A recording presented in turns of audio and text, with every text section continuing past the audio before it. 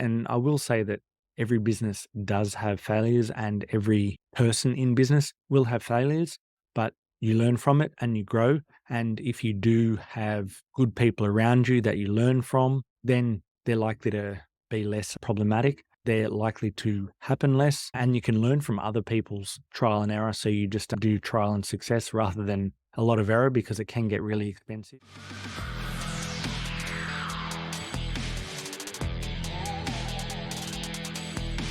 Welcome to Phys with me, Aaron King, a podcast for exercise physiologists and health professionals wanting to grow and scale in business.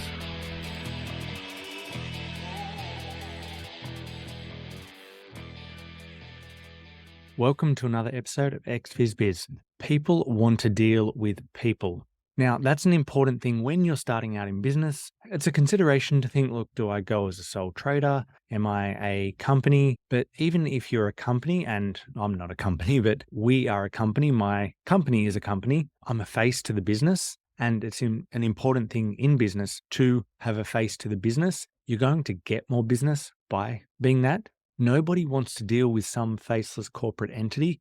Everybody wants to deal with a face, a person. So you're going to need to learn to be a bit of a people person if you aren't already. And I think in allied health, we all get into it because we want to help people. It's really not about the business to begin. And then it starts to become that way. So hopefully a lot of us are people to begin with. And then as we get a little bit into business, it can drain it out of you, mainly because your focus is pulled in many different directions. And I've probably found that with myself as well, that I do find it a little bit harder day to day to be a people person because my mind is on a million things at once. And even if I'm in front of someone, I'm thinking about 4 different things at once. And I can say that out loud and say, look, I'm not always the best person in the business to deal with some of the front facing things. I maybe was about 7 years ago, but perhaps not anymore, because you really only need a few failures in business for it to happen. And then your thoughts are pulled everywhere. And I will say that every business does have failures and every person in business will have failures, but you learn from it and you grow. And if you do have good people around you that you learn from, then they're likely to be less problematic. They're likely to happen less, and you can learn from other people's trial and error. So you just do trial and success rather than a lot of error because it can get really expensive, the error part especially. But in business, generally it costs more than you expect and takes longer than you expect, but that's just how it is. And that's why a lot of businesses fail over the first couple of years, because there's a lot more involved that you don't realize until you get into it.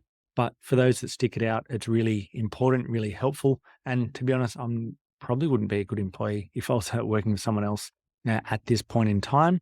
But anyway, I digress. So you only need a few things to happen in your business and you've got your focus elsewhere. And then it's hard to be a bit more of a people person, but it's still important to be that person, at least for a while, online, offline, because people want to do business with people. You want to, see, touch, feel, figuratively, of course. You want to see the person, even if it's online, you want to know that there's a real person there and it's not just a bot.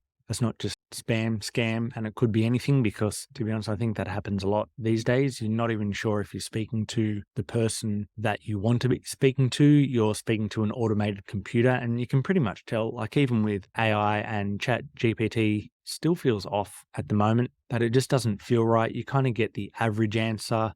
There's no nuance, and we still know and we want to deal with people. And I think that's an important step. Even online business, people want to get to know you. It doesn't have to be personal. Like you don't have to give away all your personal self and all your private details, but just being relatable does help you in business because we all want to do business with people like ourselves. Sometimes we need to do business with people totally opposite to ourselves because that's what we need. And I think face-to-face or online, dealing with people and wanting to work with people and do business with people, buy from actual people rather than a corporate faceless entity is important. Like we all know that Richard Branson, if he wasn't involved, maybe we wouldn't do as much business. It probably wouldn't be what it is now without that.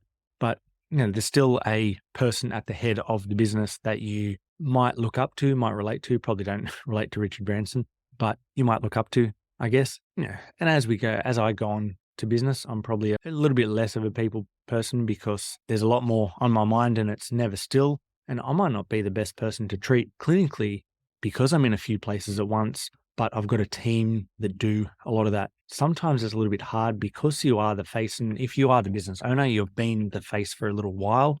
So people still want the owner. They want the person that they think is at the top of the chain, so to speak, but they're not even always the best person to do that. Like there are areas that I'm strong at and there are areas that I'm weak at. So it's important to sort of build up the team around me and show that they're probably the best people to deal with for many parts of the business. But you're going to need to be one of the faces or the face, and you will need to be found publicly. Like you need to choose your platform. If you are going on social, like you don't need to be on social. You don't need to have a website. You don't need to have anything.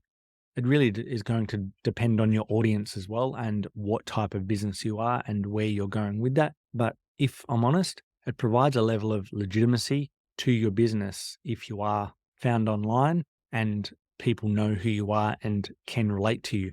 Like we've had many people come into the clinic and they start talking halfway through like they know you.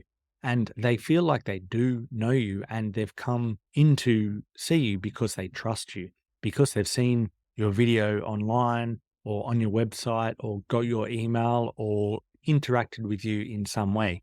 So I think that's an important thing that you can look at. You can do things online. You don't really know where it's going to go and what connection you're going to make. But then people will come in and be like, oh, that video really helped me, or I saw it, and they'll find some way to relate to you. And that's why they're there. So you don't always know what you do, how it's going to play out in the long run, but it's still important to, I think, have a website still. Like you don't need it, but I also do think that it provides a level of legitimacy to what you do. So again, they can see, touch, and feel in a figurative sense. Same with Insta, LinkedIn, TikTok, Facebook, whichever platform you feel that it's best. Now, I think we're on all of them, but also we don't have a focus on all of them. Most of our focus from business to client is on Instagram. If we're looking at that, we do have a TikTok, but don't use it that much. I kind of just cross post the stuff that I'm putting on Insta across to TikTok when I can be bothered at the moment. And we'll probably push that a little bit more later, but we've looked at the stats for Insta and they're more our target market and there's more interaction, there's more engagement. So it's not just, one way, but it probably is a two-way street in that we've obviously had Insta for a lot longer. We engage more there, so people engage more with us. And we've had a few things go viral on there as well. So there'd be more eyes on our Instagram. With LinkedIn, again, that for me, that was probably just one too many social media things to focus on. So I didn't do too much. And my mentor has been pressuring me to get more on LinkedIn and do that a lot more. But that's obviously business to business. So with some things that we've got going on, I should probably post more on LinkedIn, but I don't. So I will. So this is me just saying it out loud that I will. And that's obviously if you're doing business to business type interactions. And so it really depends on your audience. And Facebook sort of there's a lot of people on Facebook, but the people that go on it regularly and more interact, I'd say slightly older than Insta average, but then Insta from that. And then TikTok is younger than that at the moment. That can also change in the future. And LinkedIn is really just business to business. So we consider our platform and what we're going to do. But even with our socials, we have our logos, but it's not just the logo. I've overlaid the staff on top of the logo so that when they click on the logo or they see it, they see the people that are in the videos and we rotate it around. Like I'm in most of the videos, just because I've got the ideas or I guess the opportunity to do some of the dumb stuff that I've done on videos. And if we're going to do something a little bit controversial, and relatable, I'm trying to do relatable content, but also some of it's a little bit controversial. I might swear or something like that. So if anyone's going to take the heat for saying something dumb, then might as well be me. But we regularly feature each other. And I can even tell our more recent content is better. I sometimes cringe at the old content, but I guess it's a sign of growth, and I'll probably cringe at the content we're making now in a couple of years' time. But that's fine. You might find it hard to become the face of the business. You don't want to go online. You don't want to put yourself out there. You don't want to create content. You don't want to network in a fresh environment that you're not familiar with, not comfortable with, but you're going to need to do it. So you just sort of need to eat that frog. like I've said in one of the other podcasts, that you're going to need to get uncomfortable and do some of the uncomfortable things, because at the end of the day, it's sometimes a bit of a hard sell or a hard slog with what you're doing. And you might need to just be in front of somebody to do that. And you also need to convince yourself at the end of the day that it's an important step. Because at the end of the day, the summary is that people want to deal with people rather than a faceless corporate entity. And if you start a business, you're going to need to learn to be a people person, at least early on, until you have other people to be people. And whether it's online or offline, you're going to need to relate to your customers, potential customers, audience, whatever you're doing. So it's important to get out there, make content face-to-face, online, organic, and learn to deal with people. You've just listened to another episode of Phys Biz. If you've got some value out of the content, make sure that you like, share, follow, or subscribe. Until next time.